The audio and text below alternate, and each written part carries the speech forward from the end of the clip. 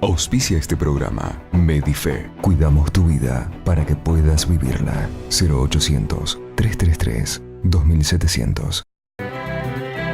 La Posada del Río Colorado, la mejor opción en Catriel para empresas y familias.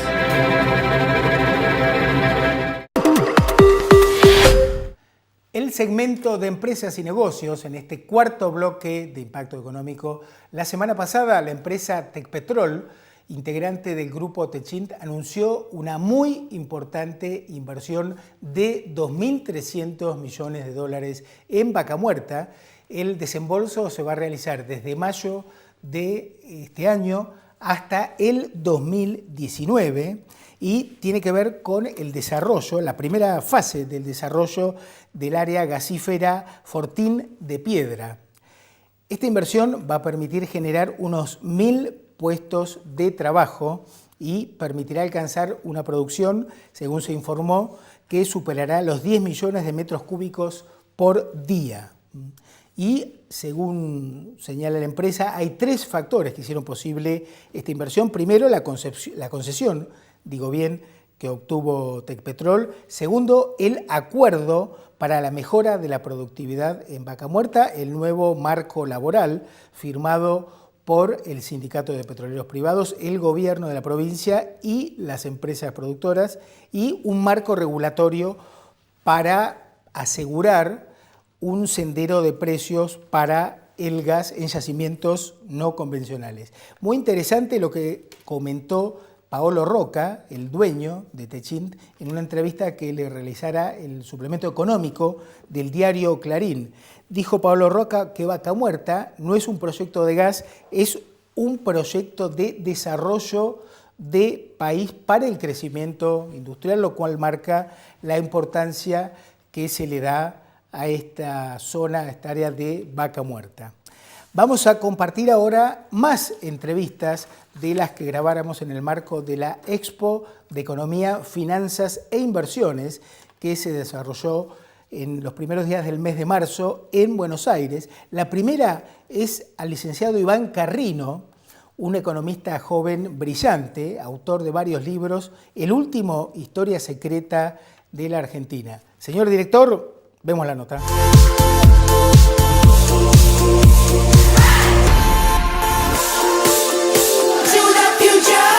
Iván, me gustaría comenzar con el título de tu libro que acabas de presentar en el marco de la Expo EFI, Historia Secreta de la Argentina. Sí, bueno, acabamos de presentar Historia Secreta de Argentina. La verdad que si yo lo tuviera que resumir diría cuál es el poder detrás del poder y por qué hemos abrazado la decadencia. La verdad que si uno mira para atrás, la historia de Argentina, la historia económica argentina es una historia de decadencia, es de cómo pasamos de ser un país que apuntaba a estar entre los mejores del mundo, entre los más prósperos y los más ricos, y cómo hoy somos un país de mitad de tabla, con 30% de pobreza, con problemas para crecer y con crisis sistemáticas cada 5 o 10 años, ¿no? Entonces, ¿cómo pasó eso? Bueno, y eso es lo que me pongo a investigar en el libro, lo fundamento con datos y doy el argumento de que a pesar de que aparentemente vivimos en una democracia donde los que gobiernan son los que toman las decisiones, hay muchos grupos de poder detrás, ¿sí? En donde me enfoco especialmente en sindicalismo y corporaciones empresarias que rechazan la competencia, ¿sí? En donde esos 3 grupos, digamos, políticas, sindicatos y empresarios anticompetencia, digamos, han signado para mal el destino del país, ¿no? Han propuesto o han avanzado políticas que fueron verdaderamente lamentables y nefastas en términos de lo que podría haber sido nuestro progreso, ¿no?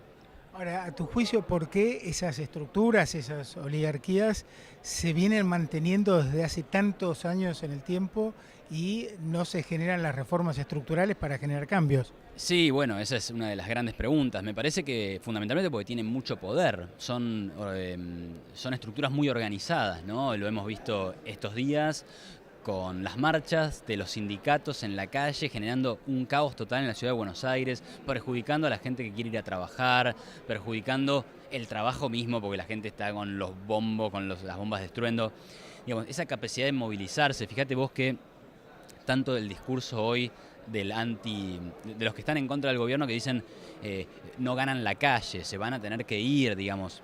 ¿Cómo pueden ser ese tipo de amenazas si supuestamente vivimos en una democracia donde el que vota, digamos, tiene que gobernar, ¿no? Me parece que hay mucho poder por el lado de los sindicatos desde ese lugar, desde la fuerza, desde yo te impongo la fuerza en la calle, te genero el caos y vos decís, y si tomo estas medidas no voy a poder gobernar. Eso es, digamos, tremendo, lo tienen como rehén. Y en el otro extremo del abanico está el otro poder, que es el del lobby, ¿no? O sea, yo creo que los empresarios tienen mucho poder de lobby, tienen buena organización, pueden llegar a los medios de comunicación, difundir ideas falsas como que el proteccionismo es bueno y que abrir la economía genera desempleo. Entonces, ese poder de influencia que tienen también es una arma de poder, ¿no? Y es algo que hace difícil, digamos, que te puedas enfrentar a esas estructuras. Ahora, yo considero que a nivel mayoritario, como sociedad civil, no terminamos de entender la causa del problema y por eso no identificamos la estrategia de crecimiento. ¿Coincidís? Sí, porque finalmente, mira, creo que hay una imagen, es una caricatura que lo resume muy bien, ¿no? Donde está, digamos, un político sobre una tabla de madera y la tabla de madera tiene una parte sobre la tierra y otra parte que da un precipicio. Y del otro lado del político ahí está la gente, todos parados, sosteniéndolo. Es decir, que si la gente no apoyara este tipo de malas ideas, digamos, el poder político se cae y tiene que venir otro. Entonces creo que sí, que también hay un convencimiento de gran parte de la población de que las cosas que dicen los sindicatos son así, de que las cosas que dicen los empresarios proteccionistas son así, y de que las promesas políticas de corto plazo se van a materializar. Es decir, vienen los gobiernos y nos prometen que van a crecer espectacularmente nuestros salarios, que vamos a tener salud gratis, que vamos a tener educación buena, gratis, fútbol, etcétera, etcétera. Prometen el oro y el moro y, digamos, hay que pensar, si la gente entendiera más ciertas cosas, entendiera economía, por ejemplo, diría empezaría a dudar de esas promesas, ¿no? Se daría de cuenta de que no va por ahí la estrategia de crecimiento, sino que va por otro lado. Bueno, y la siguiente pregunta tiene que ver justamente con la educación, que es clave para el desarrollo económico. ¿Cómo ves la enseñanza de la economía en las universidades, en los colegios secundarios? Mira, antes que nada, yo soy, por alguna cuestión, soy muy respetuoso de todos los que dan clases de economía. Tengo buena relación con profesores que piensan diametralmente opuesto a mí. He participado de debates con marxistas, keynesianos. Entonces, pero más allá del respeto personal y el respetar la tarea de investigar, leer y difundir las ideas que ellos creen, me parece que lamentablemente le hacen un daño al desarrollo del país. Yo creo que hay una formación muy sesgada hacia el proteccionismo, el industrialismo, la competencia por el tipo de cambio, la explotación de los empresarios hacia los trabajadores, digamos, esas ideas muy, muy marxistas, que si gana uno pierde el otro. Esas son ideas malas, o sea, más allá de que puedo respetar al que las defiende, me parece que no contribuyen al crecimiento y transmiten mal, digamos, lo que creo que tendríamos que entender para poder crecer, digamos, volviendo a lo anterior, ¿no? Si todos creyéramos, o sea, cuando todos creemos que los empresarios son malos, terminamos con un Estado que termina regulando y destruyendo la actividad empresaria. Y si bien a mí no me gusta que los empresarios sean lobistas del poder, tampoco me gusta que el poder los destruya con controles de precios, impuestos, regulaciones y demás, ¿no? Creo que tiene que haber un equilibrio que es el Estado garantizando los derechos individuales, la libertad, el acceso de la gente a buscar su propio destino y los empresarios buscando su propio destino, haciendo dinero de manera honesta en competencia en el mercado, ¿verdad? Bueno, la competencia justamente es lo que les plantea un ambiente de mayor exigencia a los empresarios, ¿no? Sí, totalmente. Hace poco Juan Carlos de Pablo decía, bueno, el empresario no compite porque le gusta, compite porque no le queda otra, digamos, ¿no? Entonces, claro, es justamente esa competencia la que los hace mejorar, innovar, ¿sí? Probar cosas nuevas y mejorarnos, en definitiva, la calidad de vida de nosotros, que somos los consumidores, ¿no? Entonces, por ahí viene también el crecimiento, ¿no? Permitirle a los creadores de riqueza, a los verdaderos creadores de riqueza, no a esos que lo único que quieren es la prebenda estatal, permitir a los creadores de riqueza de verdad que efectivamente la creen, ¿no? Iván, para terminar, te pido una reflexión sobre otro de tus libros, Estrangulados. Bueno, en Estrangulados, que es un libro que presenté el año pasado acá, Yo hago una teoría general del intervencionismo, si se quiere, ¿no? Planteo todas esas intervenciones que los gobiernos, digamos, le imponen a la economía y le impiden crecer, ¿no? Planteo también que esto es un problema mundial, muestro cómo ha venido creciendo el sector público acá, pero también en otros países, ¿sí? Y cómo muchos economistas están mirando las bases del crecimiento desde otro lugar, pensando, bueno, a ver, ¿qué tenemos que hacer? Por ejemplo, el índice Doing Business, lo presento ahí. ¿Qué es? Bueno, son esos países en donde más fácil la tienen las empresas para emprender, para contratar gente, para producir, etc. Por ahí viene la cosa. Hay que facilitarle a los verdaderos creadores de riqueza, que yo antes dije los empresarios, también son los trabajadores, digamos, empresarios y trabajadores, todos trabajando en conjunto, en libertad y sin prebendas y regulaciones asfixiantes para poder crecer. Entonces en Estrangulados el lector va a encontrar eso, digamos, cómo cuando vos no le permitís a esos trabajadores y empresarios juntarse en una situación de libertad, bueno, terminás echando por la borda el crecimiento económico. Hay una gran tarea de desmontar la máquina de impedir, ¿no? Sin duda, ¿no? Creo que ahí me parece que el gobierno muestra buenas intenciones, ¿no? Hubo acciones concretas como salir del cepo, eliminar retenciones. Yo creo que hay que felicitarlos y destacarlos cada vez que a uno le preguntan, porque también hay que ser honesto y no criticar todo. Me parece que, por otro lado, hay cosas que son buenas intenciones por ahora nada más, ¿no? Por ejemplo, la reforma tributaria integral y demás, que por ahora quedan en palabras, ¿no? Ahí hay que hacer más esfuerzo, los impuestos tienen que bajar porque ahí bajás la máquina de impedir, pero hay que bajar el gasto. Y ese es el punto que ningún político por ahora se ha animado a enfrentar de manera seria, ¿no? Una reducción en serio del gasto que permita reducir el déficit y bajar los impuestos. El problema es que se quiere mantener el gasto, digo, a nivel de gran parte de la sociedad, pero al mismo tiempo bajar impuestos y eso no cierra. La matemática es ahí muy sencilla, digamos, ¿no? Y no va a poder ser. Iván, gracias por tu tiempo para Impacto Económico. Bueno, un saludo para todo Neuquén y gracias Daniel por la entrevista. Interesantísimos los conceptos de Iván Carrino que sirven para entender mejor las causas de los problemas crónicos que tenemos en la Argentina, no solo a nivel económico, sino a nivel institucional, y planteó ideas de cómo superar estos problemas y poder encaminarnos en un crecimiento sostenido y sustentable. Ahora la entrevista es a Mariano Otálora, es director de la Escuela Argentina de Finanzas Personales. Es muy interesante ver cómo la educación financiera está ocupando cada vez más espacio en nuestro país, lo cual sin duda es una muy buena noticia. Vemos la entrevista a Mariano Otálora. ¿Cómo evalúas este mayor espacio que está cobrando la educación financiera? En un país como la Argentina, con tantas crisis económicas, siempre encontrás oportunidades y la gente tiene ganas de aprender. Lamentablemente esas crisis siempre genera que la gente tome miedo, tome temores y invierta siempre en los lugares más conservadores, que a la vez son los menos rentables. Y yo creo que en los últimos años la gente, gracias también a la tecnología, a la difusión, que hoy te metés en Google, en cualquier lado, y podés conocer cosas que antes eran imposibles, como cualquier cálculo en matemática financiera, o que es una acción o que es un bono. Hoy la gente de a poco se va animando cada vez más y empieza a invertir, le va perdiendo el miedo y cada vez va a tener mayores opciones a la hora de invertir. ¿Qué pensás que va a ocurrir con los fondos provenientes del blanqueo? ¿Hacia dónde se van a canalizar?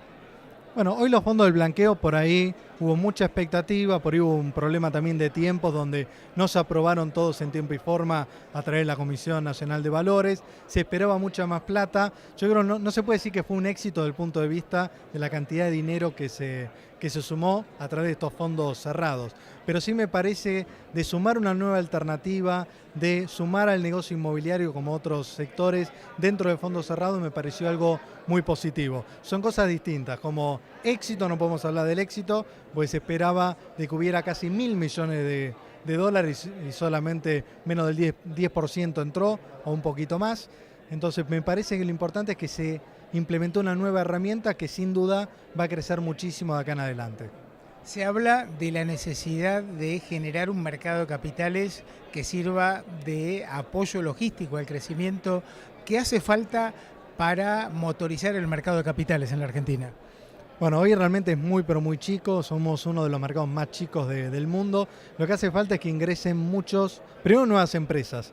No todos los sectores más importantes de la Argentina, hoy no tenemos laboratorio, hoy no tenemos, las grandes empresas argentinas no están en bolsa, entonces necesitamos lanzamientos de nuevas empresas. Y segundo, obviamente, que en la medida que Argentina empieza a sacar algunas trabas impositivas, por ejemplo, que invierte de afuera se le cobra un montón de impuestos que hace que sea muy poco atractivo. Entonces, con una nueva ley de mercado de capitales, con Argentina que cambie la calificación de país fronterizo emergente y otras medidas de confianza que empieza a dar el gobierno, yo creo que la bolsa tiene muchísimo para crecer. Hoy el volumen que manejan es insignificante, pero yo creo que se puede llegar a volver a los 90, donde se manejaban 100 millones de dólares por día, hoy se manejan con suerte 20.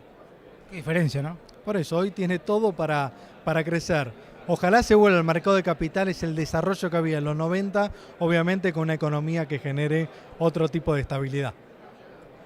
¿Cómo ves la marcha de la economía? ¿Qué considerás que va a ocurrir en el 2007? ¿Estamos iniciando un proceso de crecimiento sostenido a tu juicio? Crecimiento sostenido no sé. Yo sé que el año 2017 va a ser mejor del 2016 y tampoco hay que ser muy exigente con eso porque fue un año muy pero muy malo. Argentina va a crecer, eso no hay duda. El problema es cuándo lo va a empezar a ver la gente. Yo creo que ahí es lo más difícil que tiene el gobierno, no solamente mostrar que la inflación baja, no solamente mostrar que controlamos el déficit, que estamos mucho mejor, sino que la gente lo sienta en el bolsillo. Yo creo que el año 2017 todavía va a tardar para que la gente festeje, va a estar un poco mejor o va a vivir con menos incertidumbre, pero yo creo que el año más complejo lo va a tener año 2018, porque ya no va a haber año electoral y donde ya los mercados del mundo y la misma gente que confió al principio del gobierno le va a pedir medidas concretas. Te pido una especie de muestra gratis para nuestros televidentes de posibles alternativas de inversión rentables. No, yo creo que este año, corto plazo, la renta fija en pesos le va a estar ganando al dólar. El dólar está atrasado, no creo que tampoco nos acostumbremos a este dólar tan barato, porque en algún momento, por cuestiones externas, coyunturales y también internas, en algún momento el salto va a venir. Argentina históricamente necesita un dólar más competitivo. Entonces, yo iría hoy con pesos, tasa en pesos, y después me iría pasando de a poquito al dólar para ir teniendo, si querés, 50 y 50, 60, 40. Yo todavía soy optimista del tema de la bolsa argentina. Yo creo que se viene ahora una corrección para los próximos meses, sumado a cuestiones que están pasando en el mundo y también año electoral, pero la bolsa argentina me parece que no está regalada, no está barata, pero si Argentina demuestra estos cambios que yo te comentaba, ser calificado como país emergente, que los indicadores de la economía empiecen a crecer nuevamente y que el gobierno esté un poco más aceitado en la implementación, la bolsa argentina, la renta variable, va a seguir subiendo. Mariano, gracias por tu tiempo y tu aporte tan calificado para Impacto Económico. No, por favor, un placer y hasta la próxima. Compartíamos la entrevista al licenciado Mariano Otálora, director de la Escuela Argentina de Finanzas Personales, entrevista realizada en el marco de la Expo EFI, la exposición de economía, finanzas e inversiones más importante de la Argentina. Muy buen material el que pudimos obtener, siempre en línea con nuestro objetivo de ofrecerles la mejor calidad posible en cuanto a contenidos. Gracias por estar. Nos vamos con una frase de Ayn Rand que dice así: si no luchas por tus ideas, no tienes derecho de quejarte y de culpar a otros. Gracias por estar, nos reencontramos la próxima semana.